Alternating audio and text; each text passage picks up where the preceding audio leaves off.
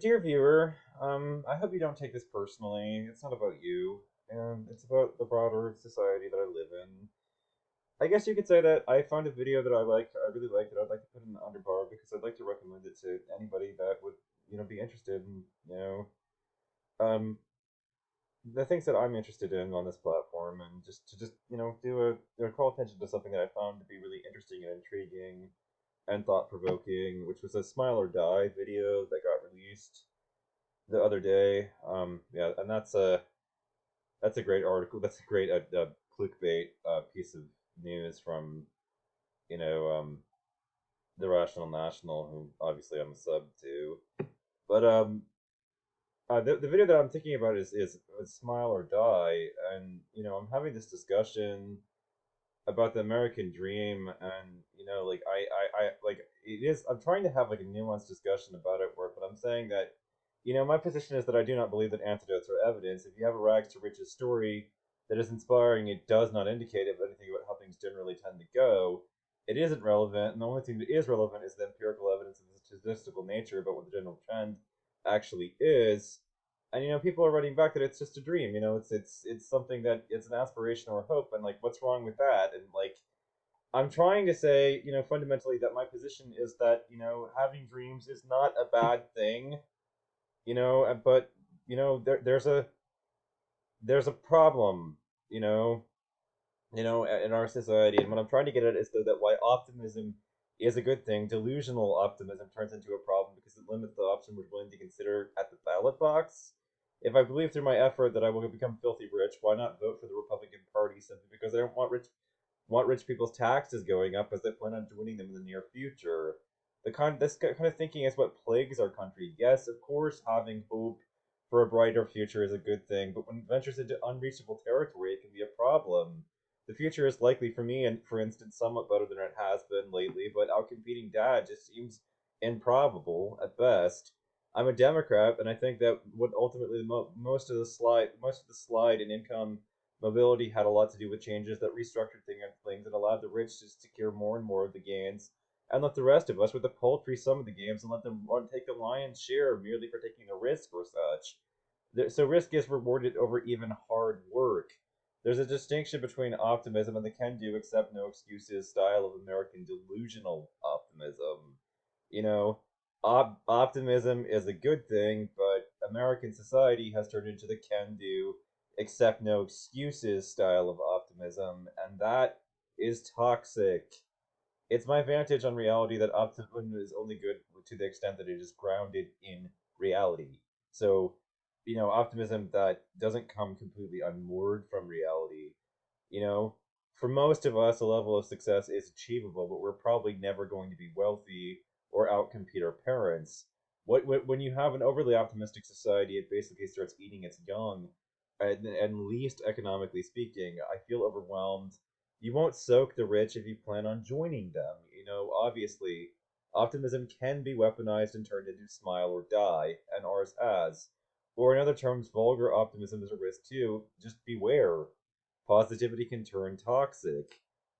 That's my concern ultimately, and I'm getting hammered by this like objections with this person, and it's just like okay, but why am I obsessed? Because victim blaming, is part of our society, and it's a key component of the empathy gap. You know, I'm concerned that when optimism comes completely unmoored from reality, it becomes an impediment to seeing the world as sort of what the world actually is. And so what I'm getting at, I'm gonna reference a video here and just take you through it. Like, as far as the perspective of this channel, just world hypothesis. You know, Miles, and I really appreciate Hey him for everyone, this. hope all is well. I really appreciate this guy, by the way, for producing this video. And I'm very much so in agreement with him. First, a quick story. When the Second World War came to an end, the British took some German civilians around the Belsen concentration camp. And why did they do this? To show them what their own soldiers had done during the war. It was reported that one of the civilians had said, "What terrible criminals these prisoners must have been to receive such treatment." Not uttered by a guard, but by a civilian. The just world hypothesis is a cognitive bias in which we as human beings try to make sense of a world that is unfortunately unjust. We like to believe noble acts lead to reward and bad actions result in punishment. And so when we see bad things happen to good people and good to bad, there is a tendency to view such situations in a way that reduces this sense of guilt or discomfort. I have been fascinated by this concept for a long time because when it comes to activism and political discourse, you see this process play out quite often. I mean, here are a few examples. Poverty. What if they just worked harder? The system would reward them accordingly. Obesity. They clearly just need to take better care of their eating habits. The refugee crisis. These families are so irresponsible taking their young children on rafts and putting their lives in danger like that. Sexual assault. She had been drinking, and well, she may have not made it clear enough that she didn't want to have sex. Or police brutality. If he had just stayed out of trouble, it would have never come to this. It is unfortunate to have this mental starting point in which you approach any news of tragedy as being something that was self-created by the victim. But it happens with many of us, because by convincing yourself that a victim gets what they deserve, it helps you solidify this belief that, well, it could never happen to you. And to fall for this mentality reduces the likelihood that you would sympathise with the victim. You'd become less likely, therefore, to help them as well. The just world hypothesis means it's likely that there are large sums of people who are apathetic. And this can be a real challenge to anyone who is trying to fight for societal or systemic change. Take the battle against mass surveillance, for example. There are many people out there who think, well, if you have nothing to hide, you have nothing to worry about. But as NSA whistleblower Edward Snowden has pointed out, that is no different from saying that you don't care about freedom of speech because you have nothing to say. Or consider Occupy Wall Street. When that was happening, there was some condemnation coming from other working and middle class people saying things like, I work 2 jobs, I just about get by, but you don't hear me complaining.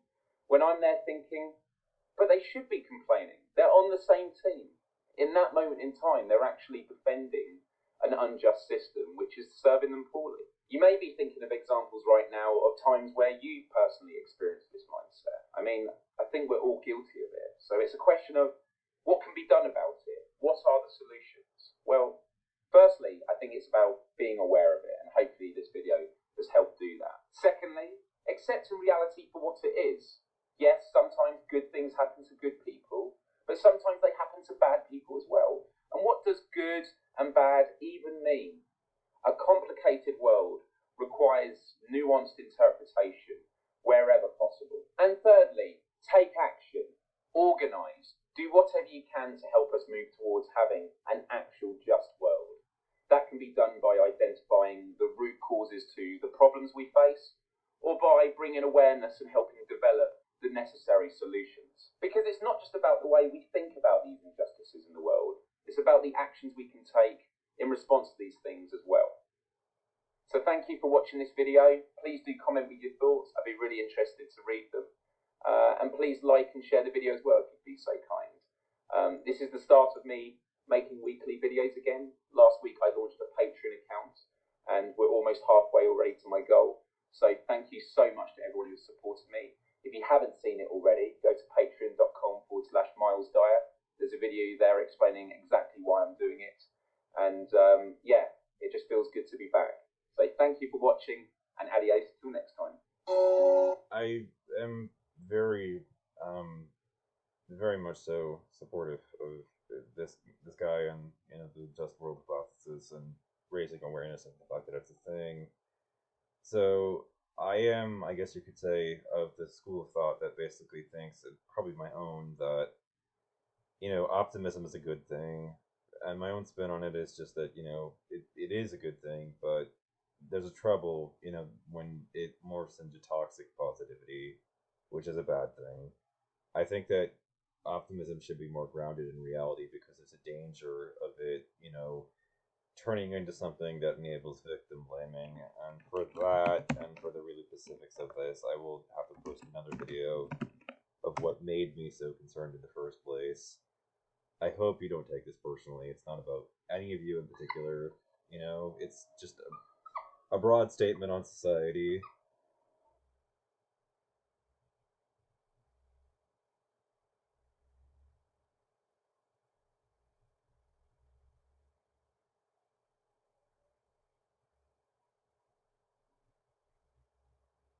within a few years, I began to encounter the same ideology of positive thinking being applied to people who were downsized from the corporate world, white-collar, middle-level people, being sent to support groups or networking groups. There are all kinds of names for these things, where the message was, hey, it's not bad to be laid off.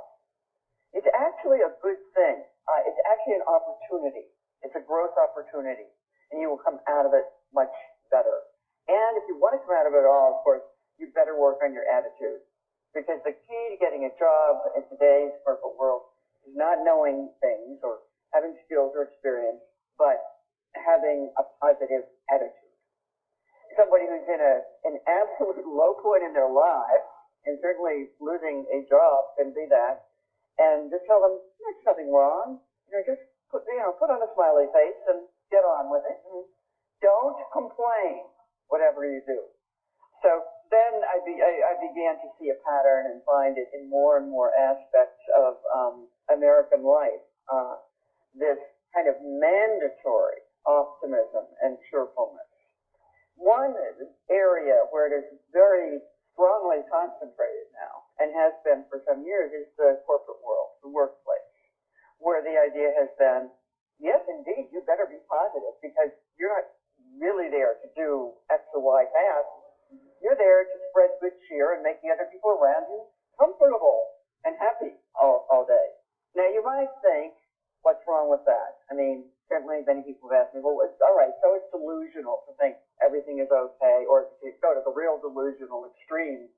Embedded in all this is the idea that you change the physical world with your thoughts. When you send thoughts out from your mind, they exert a force that brings things to you that you want. So if I were, we're doing this right, we could all concentrate on getting $1 million or whatever, and indeed it would come. There have been a lot of attempts to explain this scientifically. For a while it was magnetism, that thoughts must exert a magnetic force that draws things to you. As we know, however, our heads are not attracted to refrigerators. The magnetic force is so tiny that it's exerted. Now they talk about quantum physics. I love that. Quantum physics, for some reason, have become an excuse to mock all of science. Yep. See, there's nothing real, nothing true. And whatever you think, that's how the world is. So if you think positively, you remake the world positively according to this scientific explanation. But anyway, what's wrong with this? Why not delude yourself into thinking, everything's fine and that you can change the world with your thoughts? And I have two problems with it. One, I'll be hardline about this. I think delusion is always a mistake. There's no safe delusion. Although one of the messages of positive psychology in the United States is, yeah, it's good to have some positive delusions about yourself. I think the biggest evidence to that is the financial meltdown of '07. Now, a lot of things went into that. Extreme. The first thing I just wanted to say is that I am in complete agreement. A lot of things had to combine into one big clusterfuck for the financial crisis that took place to take place. But, they all did. A perfect storm, happened and the whole thing melted down. And class inequality of the United States and your country too. Greed and an economy based increasingly on finance rather than manufacturing or anything. But certainly one element was the grip of positive thinking in the corporate world and particularly in the financial sector. I mean, people who tried to raise problems in the middle of the last decade would be shut up or fired. You couldn't be inside Countrywide Mortgage Company, which was the one that it's almost single-handedly set off the whole collapse in the U.S., and say, I'm worried about our subprime mortgage exposure, but you'd be out. And I got to interview some Wall Street guys, very successful Wall Street guys. They said, this is how it is. You can't, people who tried, let's say within Lehman Brothers, to point out that the housing prices could not rise forever, were fired. So it was just willful ignorance. Nobody could think bad thoughts. nothing bad, and if you didn't, nothing bad would happen. And I think the other thing that I find very, very disturbing about it is I just think it's cruel. And this is why I'm a big. This is why I'm most concerned. Probably is it is cruel. I mean, it's cruel to take people who are having great difficulties in their lives and tell them it's all in their head, and they only have to change their attitude. And my favorite example of this moral callousness is from the author of *The Secret*. That was a bestseller And here. there you go. This is the prime. I know lots. I have lots of friends who ascribe to that particular philosophy and outlook. And yeah, Too, admit it. The book on how you can have anything you want, attract anything to yourself, my thinking. And she was asked about the tsunami of '06 and how could this happen? And she said, in kind of paraphrasing, that those people, the victims of it, must have been sending out tsunami-like vibrations into the universe to attract that to themselves, because nothing happens to us. I want to state something about this. We were one of the people that was impacted by that particular crisis. I wasn't even old enough to be thinking in that direction or thinking about those issues at all. I didn't think about what was coming. Like it took me completely off guard.